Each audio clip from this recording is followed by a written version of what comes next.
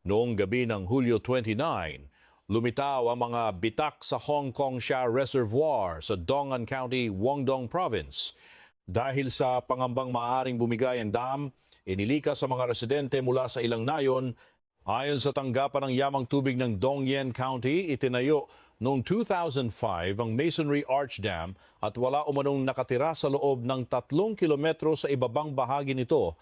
Ngunit dahil sa tuloy-tuloy na ulan, mabilis na tumaas ang tubig kaya nagpakawala ng buong kapasidad ang reservoir.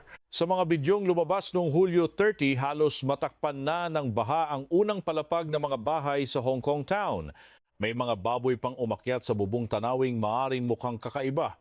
Ngunit walang nakakatawa para sa mga pamilyang naiwan sa ikalawang palapag at naghihintay kung tataas pa ang tubig. Dito nagsimulang magtanong ang mga tao, kung bilyon-bilyon ang inilalabas para sa pagkukumpuni, bakit sa oras ng pagsusulit saka bumibigay ang sistema? Sino ang kontratista? Sino ang nagpasubkontrata? At saan napunta ang pera? Para itong barangay na bumili ng bagong tarpaulin para sa Disaster Ready Program, ngunit nakalimutang ayusin ang kanal. May mga nagtanong din kung bakit may mga bahay sa mga lugar na dapat daanan ng baha at kung sino ang pumayag na magtayo roon. Hindi sapat ang sabihing malakas kasi ang ulan. Kailangang malaman kung alin ang gawa ng kalikasan at alin ang pinalala ng kapabayaan. Noong madaling araw ng Hulyo 26, tumama ang bagyong Hong Xiao sa baybayin ng Huzhou City sa Guangdong Province na may hanging umabot sa antas 14. Pagsapit ng Hulyo 27, inalis ang babala, ngunit hindi pa tapos ang panganib. 12 ilog sa Guangdong ang lumampas sa antas ng babala habang 330 katamtaman at malalaking reservoir ang nagpakawala ng tubig.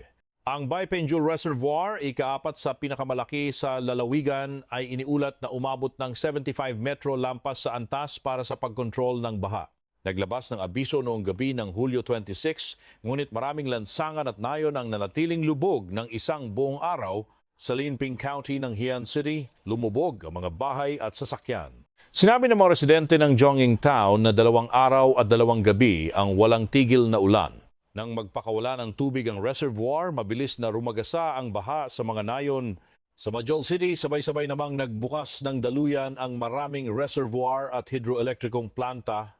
Sa Mian Town at Mailing Town sa Wuha County, naging ilog ang mga kalsada. Ayon kay Ginoong Wei ng Hampi Town, nagsanib ang tubig mula sa mga ilog at mga reservoir sa itaas, kaya halos buong bayan ang lumubog. Para itong maraming kapitbahay na sabay-sabay nagbukas ng gripo, ngunit iisang maliit na kanal lamang ang sasalo. Maraming residente ang nagsabing dapat mas maagang nagbawas ng tubig ang mga reservoir at nagbigay ng malinaw na babala. May mga taong tinangay kasama ng kanilang sasakyan at kalaunang natagpuang patay. Noong Hulyo 29 sa Chengyang Town, Wangqing County, Jiling Province, biglang bumaha kahit walang ulan sa lugar. Makikita sa mga video ang tubig na may dalang basura, malalaking basurahan at mga gamit sa pagtatanim ng black fungus, pangunahing kabuhayan doon.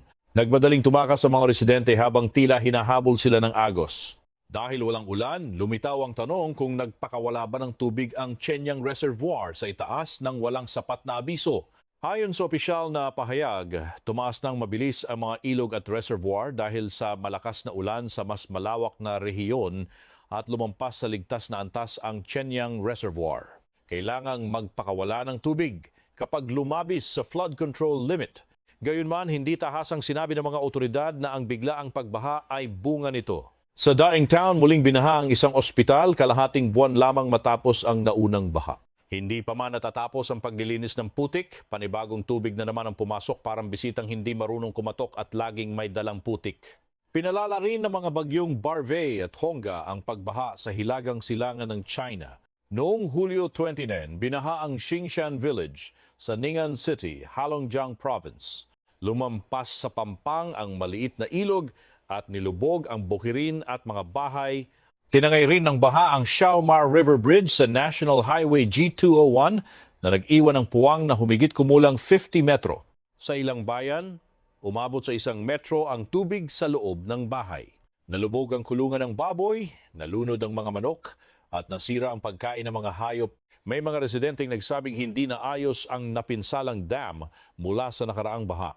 Para sa kanila, ang una ay maaring likas na sakuna, ngunit ang ikalawa ay pinabigat ng hindi pagkilos. Mas malawak ang problemang inilalatag ng ulat. Mahigit 95,000 reservoir ang itinayo sa China. Madalas silang purihin bilang proteksiyon laban sa baha. Ngunit kapag puno at sabay-sabay na nagpakawala, maaari silang maging karagdagang panganib. Noong Hulyo 6, bumigay umano ang Liulan Reservoir sa Hiol, Guanggi at naapektuhan ang mga bayan sa ibaba. Ayon sa opisyal na tala, 39 ang namatay at 9 ang nawawala. May mga di-opisyal na ulat na nagsasabing maaaring mas mataas pa ang bilang, ngunit hindi ito independenteng napatunayan. Itinayo noong 1958 ang Liulan Reservoir. Dahil sa mga lumang suliranin, ginastusan ito ng 457 milyong yuan para sa pagpapatibay katumbas ng humigit kumulang gaile 3.7 bilyon. Noong 2025, pinuri pa ito bilang huwarang proyekto. Ngunit ayon sa ilang manggagawa, hindi pa raw ito pumapasa sa pinal na inspeksyon dahil sa usapin sa kalidad. Paano naging modelo ang proyektong hindi pa pasado? Para itong estudyanteng may medalya kahit hindi pa nasusuri ang papel. Karaniwang may pangunahing dam at pangalawang bahaging maaaring buksan o pabagsakin upang mabawasan ang puwersa ng tubig. Ngunit nang bumigay ang pangunahing dam, hindi umano nabuksan ang pangalawang bahagi dahil kailangan pa ng pahintulot mula sa nakatataas. Ayon sa Southern Weekly, nawalan ng signal ang telepono nang humingi ng utos ang direktor. Hindi rin direktang nasusukat ng istasyon sa itaas ang pumapasok na tubig, kaya umasa sa tantiya ang mga opisyal. Bago buksan ang mga lagusan, 5 sa mga pintuan ang hindi raw ganap na gumana. Kalaunan, inalis sa internet ang ulat na nagtatanong tungkol sa pananagutan. Sinuri ng komentaristang si Li Chen kung saan napunta ang pondo noong 2009, 73.62 milyong yuan o halos 596 million ang ginamit sa seepage control at pagbabago sa spillway, ang bahaging nagkaroon din kalaunan ng problema.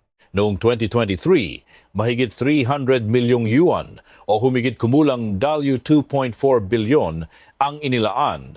Ngunit malaking bahagi umano nito ay napunta sa mga kanal ng irigasyon, hydroelectricong planta at drainage ditch. Noong 2024, mahigit 600,000 yuan, halos 4.9 million ang ginastos sa matalinong monitoring at babala. Ngunit hindi ito naging matalino sa oras ng panganib. May pera rin sa damo, stainless na rehas at pagpipintura ng dormitoryo. Para itong jeep na pinakintab habang hindi muna tiningnan kung gumagana ang preno.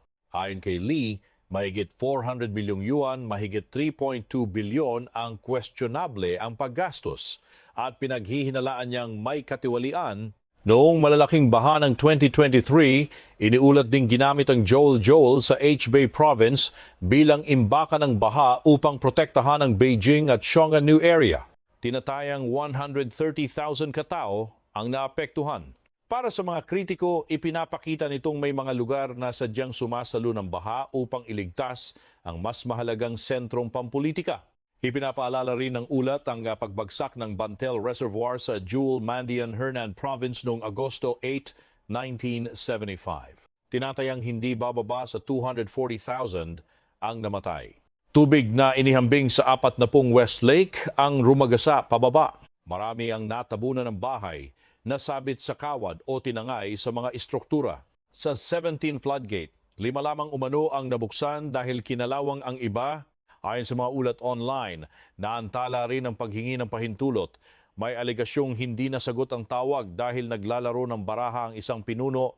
Hindi malinaw ang independenteng pagpapatunay nito, ngunit ginagamit ito ng mga kritiko bilang larawan ng sistemang natatakot kumilos nang walang utos kahit minuto na lamang ang pagitan sa sakuna.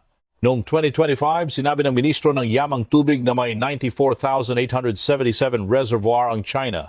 Mahigit 20% ang itinayo mula dekada 1950 hanggang 1970.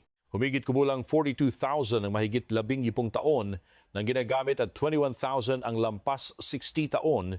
Noong 2011, 98,192 ang naitala. Kaya nagtatanong ang mga eksperto kung bakit nabawasan ng 3,125 kahit may mga bagong itinatayo. Mula 1954, 3,558 reservoir na umano ang nakaranas ng pagguho. Noong 2021, sinabi ng dating Vice Ministro na 92% ng mga dam ay earth rock dam, ang uri ring may pinakamadalas na pagkasira. Kung 50 taon ang disenyo nitong buhay, napakarami na ang lampas sa takdang panahon. Para sa mga kritiko, higit 40,000 lumang reservoir ang maaaring maging nakaambang panganib sa 1.4 bilyong mamamayan. Hindi raw kulang sa pera ang pamahalaan. Ang kulang ay perang napupunta sa tunay na tungkulin. Sa nabigong reservoir, 16% lamang umano ng 457 milyong yuan ang direktang napunta sa pagpapanatili habang hindi malinaw ang iba. Kaya bago humingi ng donasyon at magsabing lumalakas ang bansa sa paghihirap, dapat munang sagutin kung bakit mamamayan ang paulit-ulit na nagbabayad sa kapabayaang hindi naman nila ginawa at maaaring hindi pa tapos ang panganib. Noong Hulyo 28, rumagasa ang baha sa isang restaurant sa Chongqing. Nagpatong ng sandbag ang mga tauhan, ngunit nanaig ang agos.